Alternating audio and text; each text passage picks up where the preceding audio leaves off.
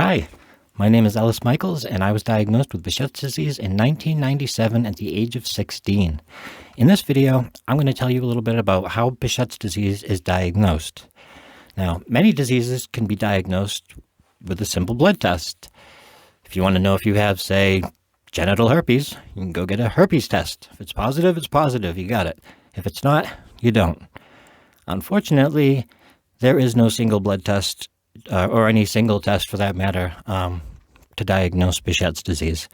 Doctors diagnose Behcet's by looking at your current symptoms, your past symptoms, your family history, medical history, and some other clues. And they take all these clues together, and then they rule out other diagnoses called differential diagnoses.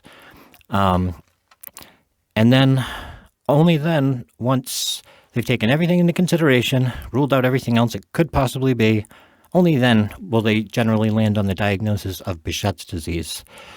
So it's complicated and frustrating, and for many of us, it takes years and years to finally get an accurate diagnosis.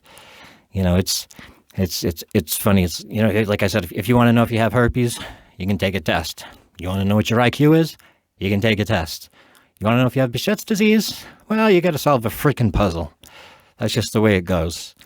Now, as far as the symptoms and stuff that doctors look for, the three big ones they look for are Behcet's trademark three symptoms: inflammation of the eyes, oral ulcers, and genital ulcers.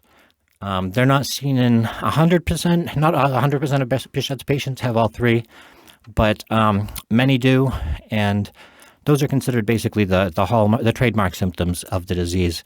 But when making the diagnosis, physicians also look at a number of other things that are associated with Behcet's, like fatigue, arthritis, a variety of skin problems, neurological involvement, difficulty with hearing, balance, chest and lung problems, stomach problems, if I didn't say that. Just all kinds of stuff like that that they take into consideration. They also look at your family history to see if there's any family history of rheumatic diseases, autoimmune diseases, stuff like that, or actually Behcet's. Just because Behcet's kind of sort of runs in families, like if one or more of your parents have it, it doesn't guarantee that you'll have it, and in fact, you probably won't. But there are cases where one or more parent has Behcet's, and then the child is diagnosed with it as well. But that's far from guaranteed. Other things doctors kind of look for are frequent infections, strep throat. Like when I was a kid, I used to get strep throat all the time. Again, it's just one more clue to consider. And, you know, they put all these clues together, and they kind of do the best they can with what they've got. Now, while there's no single test for Behcet's, there are some tests that can help to not make the diagnosis, but help give clues in that direction. And one of those tests is testing for a gene called HLA-B51. Now, this is a gene on the 6th chromosome that is strongly associated with Behcet's disease. In fact, studies show that anywhere from 50 to 80% of people with Behcet's disease test positive for this particular gene, and I have it, HLA-B51. And there's a few other genes associated with Behcet's. They might look at B52, HLA-B27, which is associated with anterior uveitis, and a couple other ones. But HLA-B51 is the big one. But again, not everybody with Behcet's has it, so just because you test positive doesn't mean you necessarily have Behcet's, but it's just one more clue that doctors look at. And lastly, there's a test called a skin pathogen test, or just a pathogen test. And what they do is they prick your skin, just a little pinprick. And then after a couple of days, they take a look at it, and if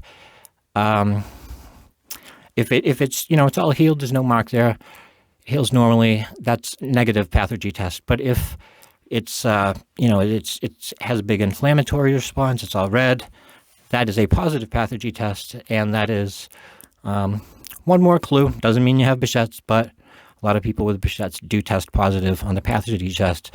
Now, when I first took it when I was 16, huge, big, huge redness around it for days, super positive. But then, 10 years later, 15 years later, I tried it again. Nothing. I was healed up, within a few hours. Couldn't even see the pinprick. So you never know. But that's just one more little clue that doctors use to put them all together. Now, there is a rating system.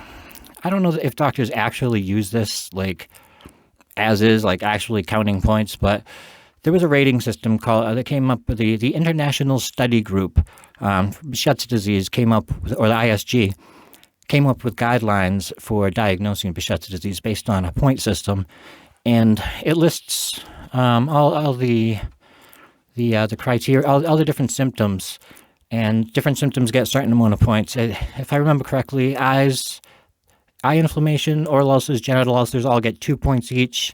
And then there's a bunch of symptoms that get 1 point each. Skin pathogen test is one of those. If positive test gets a point.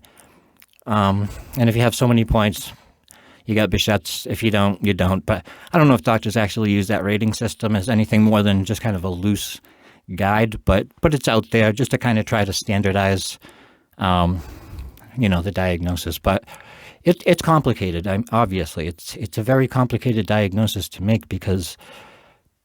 And you see this with a lot of autoimmune diseases. There's just so much overlap between the symptoms. And I think as time goes on, we'll realize that there's so much overlap because the genetic overlap between the different diseases. The more I study genetics, the more I realize Behcet's isn't just kind of one unique disease. It's just one manifestation of a whole cluster of diseases, or a whole cluster of genetics, really. But yeah, that's the gist of it. Doctors diagnose Behcet's disease based on symptoms, present and past, family history, HLA B51, some other genetic testing, positive pathogen test, and rule out everything else, lupus or Crohn. There's a billion different differentials for depending on the symptoms that you have. It could be, but that's about it. That's how doctors diagnose Behcet's disease. So thank you for watching. If you want to hear my whole story about the nightmare I went through getting diagnosed, you can pick up my memoir. It's called Finding Happiness Through Pain and Embarrassment, My Life with Behcet's Disease, a memoir by yours truly, Ellis Michaels. And you can also check out my website. I'll put a link in the description. I wrote a bunch of articles about Behcet's disease. They're all heavily cited if you're into, science and stuff. You want to go look up the studies that I referenced. But it's all there, so I'll put that there. So again, thank you for watching. Take care and be well.